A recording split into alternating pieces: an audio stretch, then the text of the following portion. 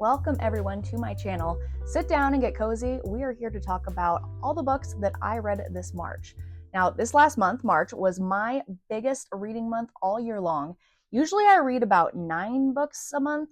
This month, I managed to read 12. So let's get into it and talk about them. The first book I read this month was P.S. I Hate You. I felt super conflicted about it. So the book follows Maddie, who is reeling from the death of her brother.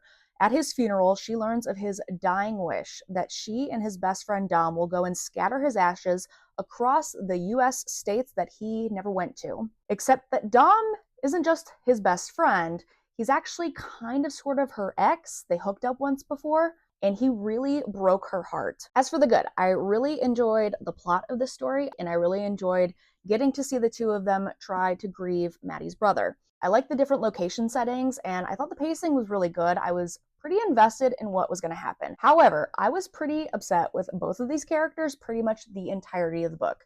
Pretty early on, we learn as an audience what Dom did to Maddie, and it was really bad. And with them forced back into each other's lives, she never once confronts him about what he did to her in the past. I get that you want to save the good, juicy stuff for the end of the book, but it means throughout the entire story, I was really upset with each of their characters, and I didn't enjoy the romance of them trying to build back this relationship, a friendship first, and then, maybe a romantic relationship. And yes, it did all kind of come together in the end. I even cried a little bit, but I still just couldn't really get over how angry I was at both of these characters throughout this book. So I went online and looked at some reviews, and there was one reviewer who said that they thought this book would have worked better as a dual perspective, and I absolutely agree. At the very least, we as an audience would have known Dom's perspective, and also we would have had a bit more about why he actually likes Maddie. We didn't really get a whole lot of that in this book. So I think if the book was written in that way, I think I would have enjoyed it a lot more. I gave it 3 stars. Up next, I read The Ministry of Time.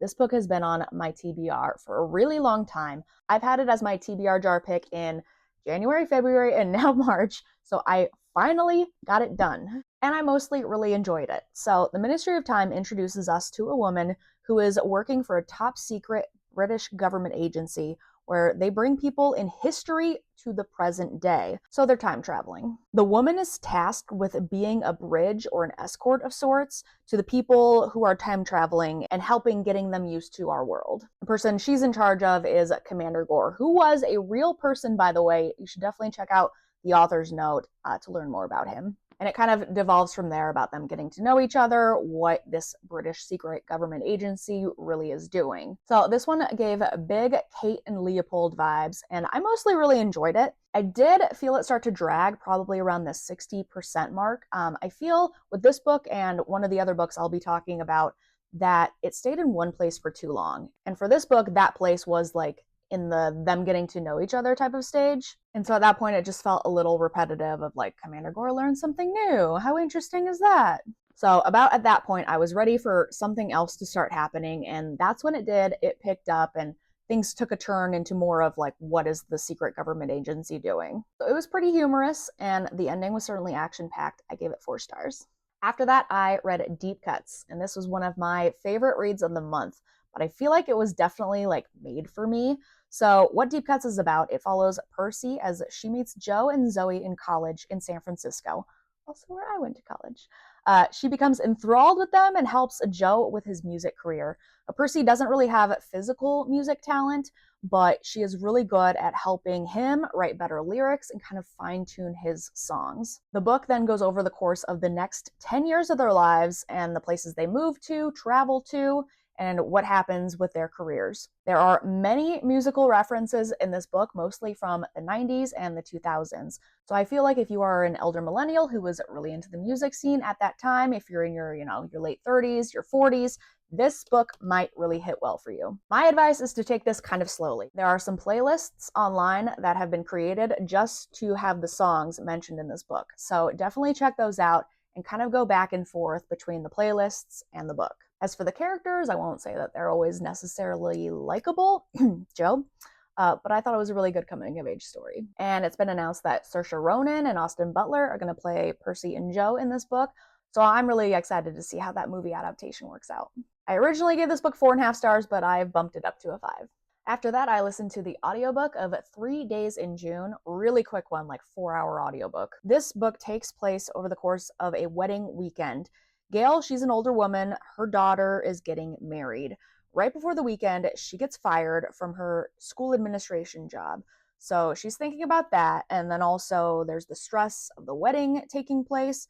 She's not really much of a people person. Plus, her ex husband is there as well. So it's really about all the drama that ensues over that wedding weekend. It's like a stream of consciousness book. I thought it was fine. I honestly don't have a lot to say about it, and I don't really remember too much about it. So I give it 3 stars. After that, I checked out The Dream Hotel, and I was really excited for this book, but I don't think it really quite hit the mark for me.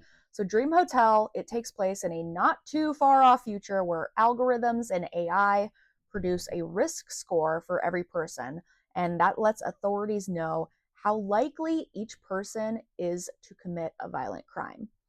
So part of that score can be determined by a family member's crimes or what you dream about. So pretty scary stuff. If your score gets high enough, then you can basically just be detained without ever having committed a crime. So that's what happens to a young mother, Sarah Hussein. And the book is about her journey in detention and trying to get home to her family. So I felt like the book started out really good for me. I was really frightened of this possibility that this could end up being our future. Like, it's one that I was telling people, like, oh my gosh, this is what's happening in this book. But if you pay attention to the news, you know things like that are already happening. But like in The Ministry of Time, I feel like this book got stuck in one place for too long. It felt like it was a lot of her being in detention. She has a chance to maybe get out. It doesn't happen because something bad happens. And it felt like a cycle that was repeated over and over again. And then it just ends pretty abruptly. So I give it 3 stars, because I still feel like it's a book I'm going to think about a lot. Now, the book given Deep Cuts a run for its money as my favorite book of the month is Broken Country. Broken Country follows Beth and her husband Frank in 1950s and 60s England. They're farmers who are reeling over the death of their young son. Beth's first love, Gabriel, moves back to town, and Beth is trying to keep her distance, but she really can't stay away from Gabriel. He's newly single, coming off a divorce, and his young son, Leo, is in tow, and Leo reminds Beth a lot of her son. This book packs a lot into it, like no space is wasted. There's also a murder that happens, and so there was a mystery behind what happened there throughout the book, and you even go back in time to find out more about Beth's relationship with both Frank and Gabriel. So this book was super emotional.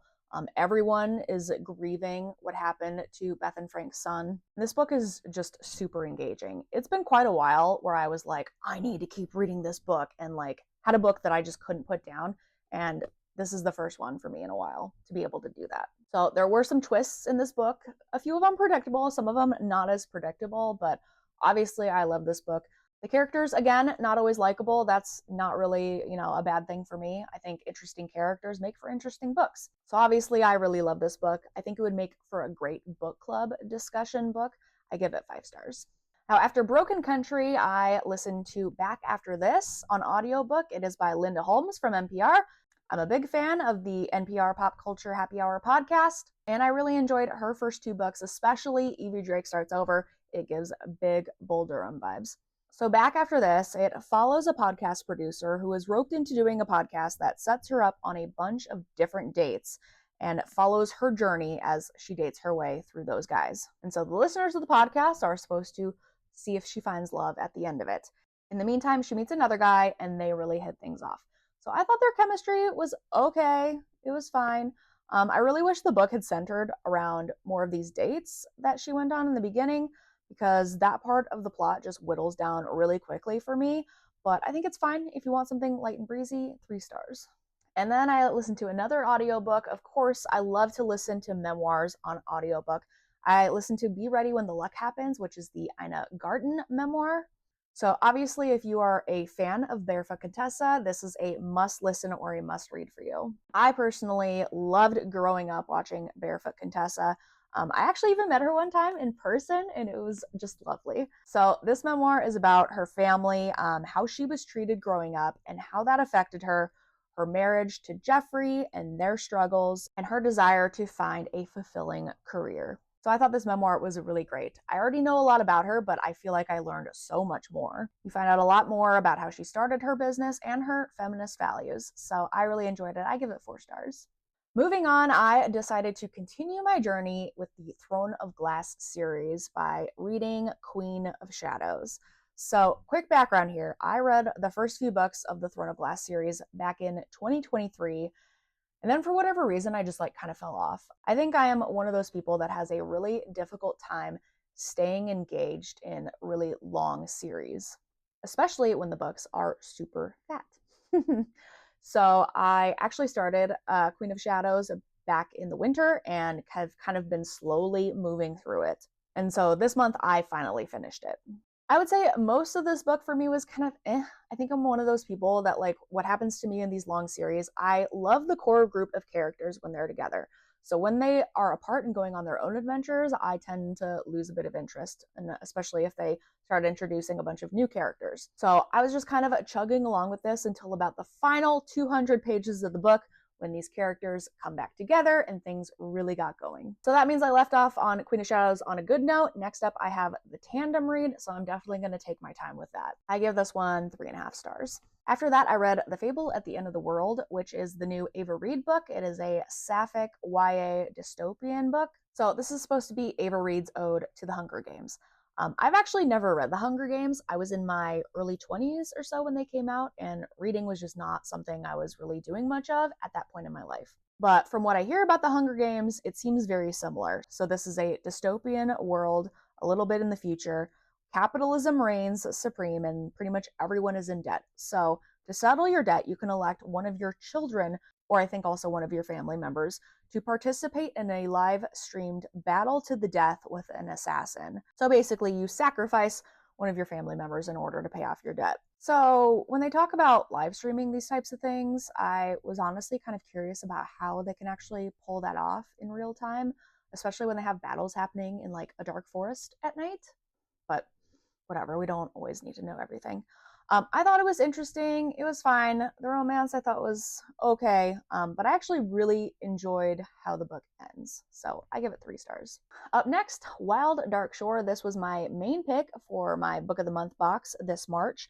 This book takes place on a remote island near Antarctica, and it centers around a family that works at a research station there. So a woman washes ashore, and that family nurses her back to health. And so then it's trying to figure out what she is doing there. She is trying to figure out why the family is the only ones left on this island. And the chapters alternate between the different points of view of the different characters, the woman and also the family. I really liked that aspect of it. I felt like that gave you a glimpse into each one of the family members' perspectives, and you learn a lot more about each of the characters that way. Of course, I really enjoyed Orly's chapters, which gave us a lot of different little science tidbits. And this book actually really made me want to learn more about seed banks that the Salt family was tending to. Essentially, they're taking care of this vault of seeds that may be needed one day in order to grow back plants that are destroyed because of climate change. So the book I thought did start off a little bit slow, though I did enjoy all of the atmospheric sort of setting building that was happening here. And I enjoyed getting to kind of slowly learn more about each of the characters. And of course, this book really ramps up at the end. This is another one that I think would make a really good book club pick. 4.5 stars. And finally, the last book that I got through this March was Tilt. Tilt is another stream of consciousness type of book. So the book follows Annie, who is 9 months pregnant, shopping at IKEA for a crib in Portland, Oregon.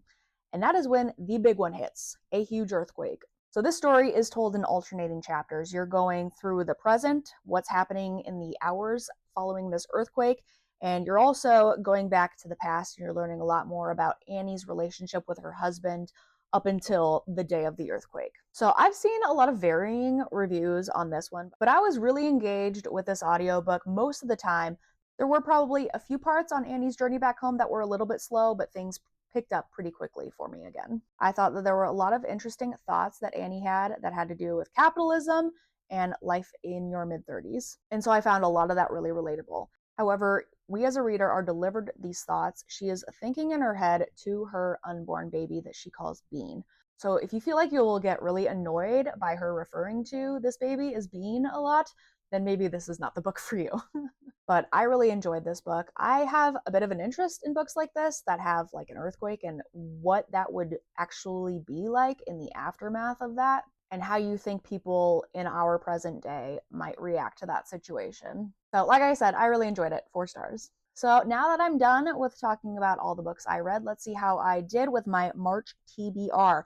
I read the majority of the books on my TBR except for one, Chain Gang All Stars. I actually did read the first chapter or two of this book, but it was right after I read Dream Hotel, and I didn't think I was quite ready for a book in that same genre quite yet. So I set it back down. I do want to read it this summer though. As for my April TBR, I have been having so much FOMO over Oathbound coming out and the Legendborn series, everyone talking about how much they love it.